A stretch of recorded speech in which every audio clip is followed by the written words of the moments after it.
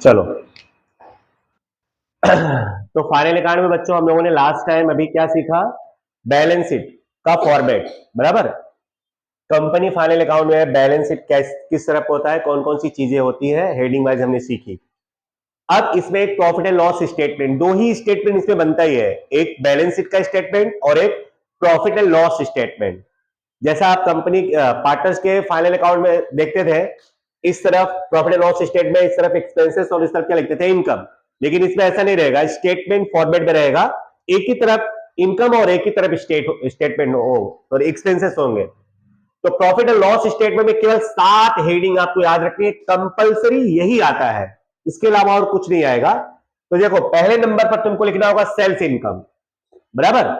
पहला हेडिंग होगा sales income और दूसरा हेडिंग होगा अदर इनकम और तीसरा हेडिंग होगा टोटल इनकम। बस इतना सिंपल है, सेल्स इनकम, अदर इनकम और टोटल इनकम, बराबर ना।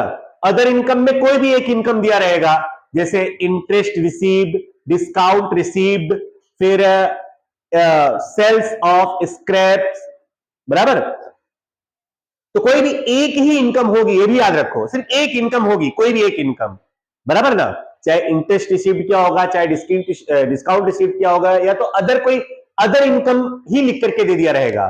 तो पहला sales income, sales revenue, other income और टोटल इनकम, तीन याद हो गया तुम लोग को, sales income, other income, total income.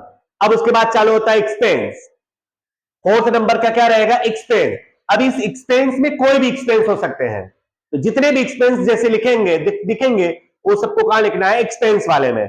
चाहे परचेस ऑफ गुड्स हो, मटेरियल कंज्यूम्ड हो, चेंजेस इन स्टॉक्स हो, या फाइनेंस कॉस्ट हो, डेप्रिसिएशन हो, सैलरी हो, कोई भी एक्सपेंसेस हो, वो कौन से हेडिंग में आएगा, एक्सपेंस वाले हेडिंग में आएगा, बराबर। उसके बाद फिफ्थ, फिफ्थ तुम्हें लिखना है प्रॉफिट बिफोर टैक्स।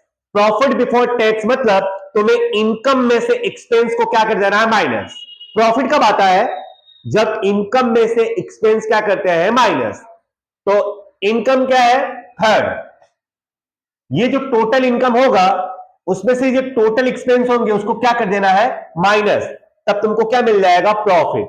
बट वो बिफोर टैक्स है, अभी टैक्स हमने नहीं घटाया है, तो प्रॉफिट बिफोर टैक्स। तो थर्ड में से तुम्हें फोर्थ वाला हेडिंग माइनस कर देना है, तो तुम्हें फिफ्थ वाली हेडिंग मिल जाएगी प्रॉफिट बिफोर टैक्स। मतलब पहले तुम्हें लिखना है इनकम, फिर लिखना है एक्सपेंस, फिर लिखना है प्रॉफिट। बट प्रॉफिट कौन सा, प्रॉफिट बिफोर टैक्स। फिर छठे नंबर पर आपको टैक्स माइनस कर देना है, छठे नंबर पर आपको टैक्स माइनस कर देना है, आपको दिया रहेगा। अब टैक्स माइनस कर दोगे छठे नंबर पर, तो सातवें नंबर पर क्या मिल जाएगा, प्रॉफिट आफ्टर टैक्स। अंडरस्टूड। तो यही है फाइनल अकाउंट का चैप्टर। बस फाइनल अकाउंट में आपको इससे ज्यादा कुछ नहीं पढ़ना है बच्चों, बराबर ना। तो ठीक है, लिख लो ये, बोलो।